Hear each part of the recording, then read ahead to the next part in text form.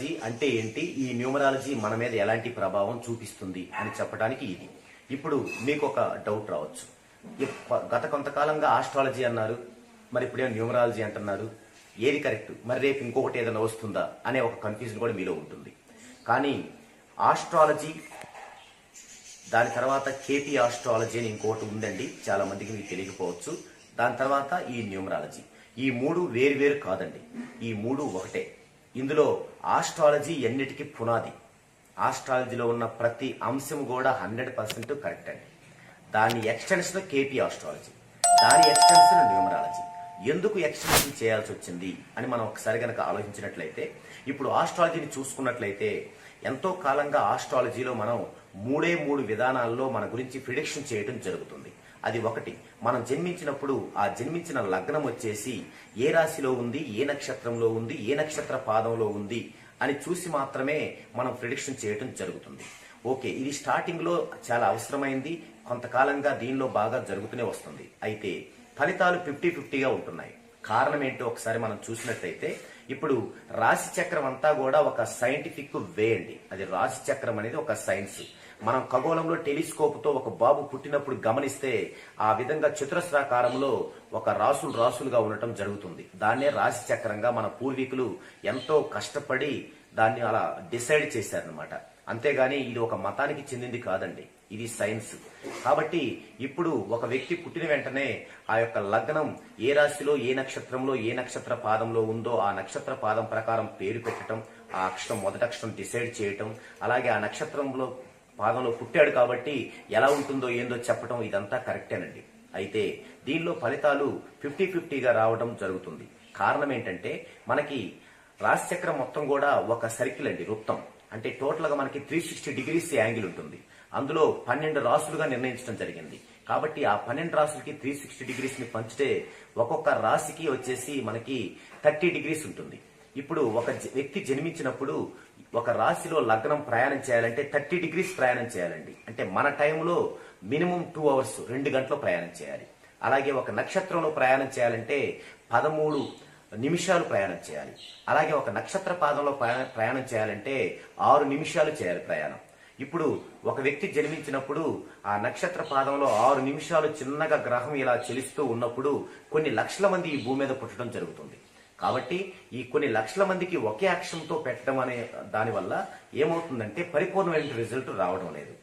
దీన్ని గమనించి ఆస్ట్రాలజీని బాగా నేర్చుకుంటున్నటువంటి ఒక 27 ఏళ్ల కుర్రవాడు దీన్ని గమనించి, లేదు ఇంకా దీన్ని ఏదన్నా ఎక్స్టెన్షన్ చేయాలి, దీంట్లో ఇంకా సేవ చేసి ఇంకా దీంట్లో కనుక్కోవాలి అనే ఒక తపనతో 40 సంవత్సరాలు ప్రయత్నించి కేపీ ఆస్ట్రాలజీ అనే ఒక కొత్త విధానాన్ని కనుగొన్నారండి. అంటే ఆస్ట్రాలజీని బేస్ చేసుకొని ఆస్ట్రాలజీలో ఏదైతే లోటుగా అనిపించిందో ఆ లోటును పూడ్చేందుకు ఇంకా డీప్ గా వెళ్ళడానికి కేపీ ఆస్ట్రాలజీ అని 40 సంవత్సరాలు కృషి చేసి కనుక్కున్నారండి. ఆయన పేరే శ్రీ కృష్ణమూర్తి గారు. ఈయన చెన్నై వాసి, అందుకే ఆ పద్ధతికి కృష్ణమూర్తి పద్ధతి అని పెట్టారు. కేపీ ఆస్ట్రాలజీ అంటారు. ఆస్ట్రాలజీస్ అందరికి కూడా ఆల్మోస్ట్ ఇది తెలిసిన విషయమే. అందువల్ల ఈ కేపీ ఆస్ట్రాలజీ అనేది ఏం చేసిందంటే పాయింట్ ఆఫ్ టైంలో ప్రతి విషయాన్ని చెప్పడానికి దోహదపడింది. మీకు పెళ్లి ఎప్పుడు అవుతుంది, మీరు 15 ఏళ్ల వయసులో నా దగ్గరకు వచ్చారు, మీకు పెళ్లి ఎప్పుడు అవుతుంది, మీ పెళ్లి డేట్ ని సంవత్సరం, మంత్, డేతో సహా చెప్పొచ్చు కేపీ ఆస్ట్రాలజీని బట్టి. అలాగే మీ జీవితంలో జరిగే ప్రతి సంఘటన ఎప్పుడు జరుగుతుంది, ఎందుకు జరుగుతుంది, ఎలా జరుగుతుంది అనేది మ్యాథమెటికల్ వెర్షన్ లో ఒక సైంటిఫిక్ విధానంలో చెప్పడానికి సాధ్యపడింది. సో ఏదైతే ఆస్ట్రాలజీలో 50-50 రిజల్ట్ వస్తున్నాయో దాన్ని 100% రిజల్ట్ వచ్చేలాగా చేయడానికి కేపీ ఆస్ట్రాలజీ చాలా ఉపయోగపడింది. దాన్ని చాలా మంది దీన్ని ఇప్పుడు యూటిలైజ్ చేసుకోవడం జరుగుతుంది. అయితే ఓకే, మరి ఆస్ట్రాలజీ ఉంది, కేపీ ఆస్ట్రాలజీ ఉంది, మరి న్యూమరాలజీ ఎందుకు అన్నప్పుడు, ఈ ఆస్ట్రాలజీ కేపీ ఆస్ట్రాలజీలో కూడా రెండిట్లో ఏం చెప్తుందంటే మనకి గతాన్ని, ప్రస్తుతాన్ని, భవిష్యత్తుని చాలా వివరంగా చెప్తున్నాయి. ఒక స్టెప్ ముందుకేసి కేపీ ఆస్ట్రాలజీ భవిష్యత్తులో ఎప్పుడెప్పుడు ఏం జరుగుతుందో కూడా చెప్తుంది. కానీ దాని యొక్క సొల్యూషన్కి వచ్చేసరికి మనకి దైవరూపేణ మాత్రమే దానిలో చెప్పడం జరిగింది. ఓకే, దైవరూపేణ మంచిదేనండి, అది మంచిది కాదని కాదు.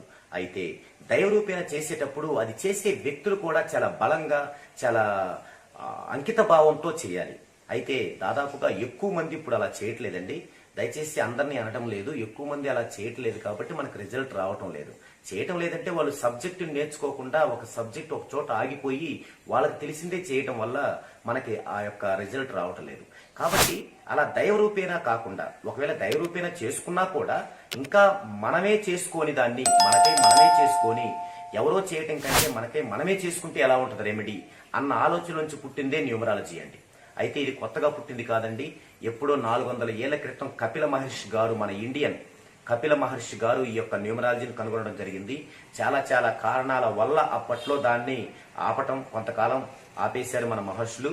అయితే ఆ కొద్ది కాలంలో రష్యా, చైనా, అమెరికా సంయుక్త రాష్ట్రాల నుంచి Chaldean, Hans డికాస్, Pythagoras, Linda Goodman వంటి ప్రముఖులు ఎంతో వ్యయ ప్రయాసలకు ఓర్చుకొని వచ్చి మన కపిల మహర్షి గారి దగ్గర సేవ చేసి ఆ సబ్జెక్ట్ నేర్చుకొని ఆయా ప్రాంతాల్లో బాగా దాన్ని విస్తృతపరిచారండి. అయితే దాన్నే మనం ఇప్పుడు ఇలా ఒక పర్టికులర్ ఒక రెమెడీ కోసం అయ్యి 2000 సంవత్సరం నుంచి మనం దాన్ని ఆశ్రయించడం జరిగింది. ఇప్పటికి ఎంతో మందికి అవేర్నెస్ వచ్చింది. ఇప్పుడు మనం న్యూమరాలజీ ప్రకారం వెళ్ళడం అనేది బాగా సాధ్యపడుతుంది.